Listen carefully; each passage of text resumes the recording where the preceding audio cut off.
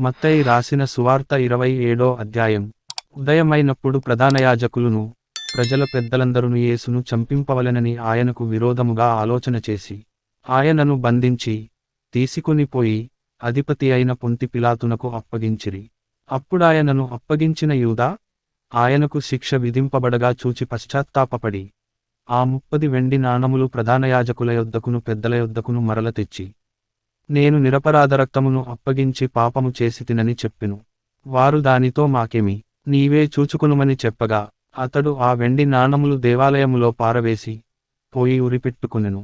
ప్రధాన యాజకులు ఆ వెండి నాణములు తీసుకొని ఇవి రక్తక్రయధనము గనుక వీటిని కానుక పెట్టెలో వేయతగదని చెప్పుకొనిరి. కాబట్టి వారు ఆలోచన చేసి వాటినిచ్చి పరదేశులను పాతిపెట్టుటకు కుమ్మరి వాని పొలము కొనిరి. అందువలన నేటివరకు ఆ పొలము రక్తపు పొలమనబడుచున్నది. అప్పుడు విలువ కట్టబడిన వాని, అనగా ఇశ్రాయేలీయులలో కొందరు విలువ కట్టిన వాని క్రయధనమైన 30 వెండి నాణములు తీసుకొని ప్రభువు నాకు నియమించిన ప్రకారము వాటిని కుమ్మరి వాని పొలమునకిచ్చిరి అని ప్రవక్తయైన యిర్మీయా ద్వారా చెప్పబడిన మాట నెరవేరెను. యేసు అధిపతి ఎదుట నిలిచెను. అప్పుడు అధిపతి యూదుల రాజవు నీవేనా అని ఆయన నడుగగా యేసు అతని చూచి నీవన్నట్టే అనెను. ప్రధాన యాజకులును పెద్దలును ఆయన మీద నేరము మోపినప్పుడు ఆయన ప్రత్యుత్తరమేమీ ఇయ్యలేదు. కాబట్టి పిలాతు నీమీద వీరెన్ని నేరములు మోపుచున్నారో నీవు వినలేదా అని ఆయనను అడిగెను.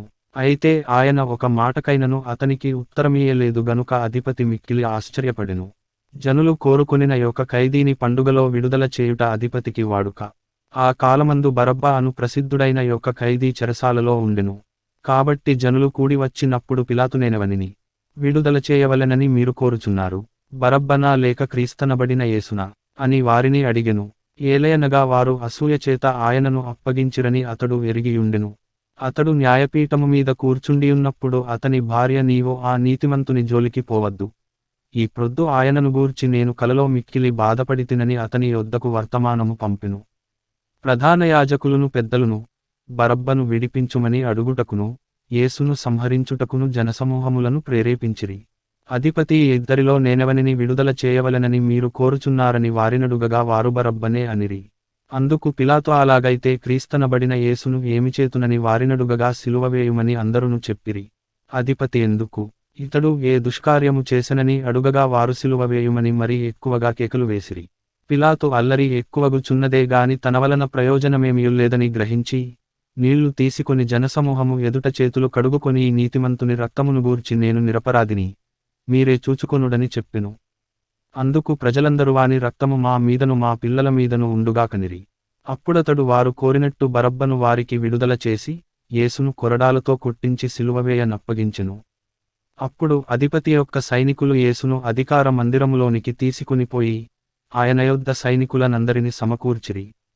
వారు ఆయన వస్త్రములు తీసివేసి ఆయనకు ఎర్రని అంగీ తొడిగించి ముండ్ల కిరీటమును అల్లి ఆయన తలకు పెట్టి ఒక రెల్లు ఆయన కుడి చేతిలో నుంచి ఆయన ఎదుట మోకాళ్ళూని యూదుల రాజా నీకు శుభమని ఆయనను అపహసించి ఆయన మీద ఉమ్మివేసి ఆ రెల్లును తీసుకొని దానితో ఆయనను తలమీద కొట్టిరి.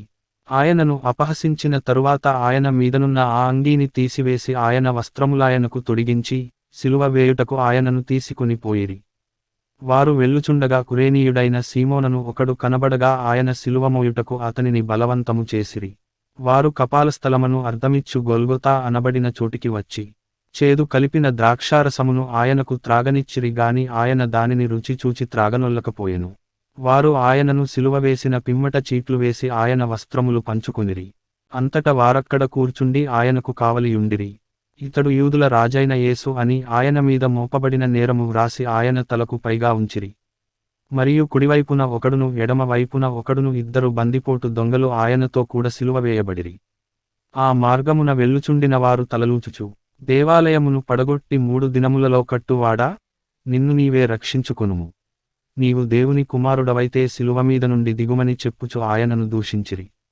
అలాగే శాస్త్రులను పెద్దలును ప్రధాన యాజకులను కూడా ఆయనను అపహసించుచు వీడు ఇతరులను రక్షించెను, తన్ను తానే రక్షించుకొనలేడు, ఇశ్రాయేలు రాజుగదా, ఇప్పుడు సిలువ మీద నుండి దిగిన ఎడల వాని నమ్ముదుము, వాడు దేవుని యందు విశ్వాసముంచెను, నేను దేవుని కుమారుడనని చెప్పెను గనుక ఆయనకిష్టుడైతే ఆయన ఇప్పుడు వానిని తప్పించునని చెప్పిరి.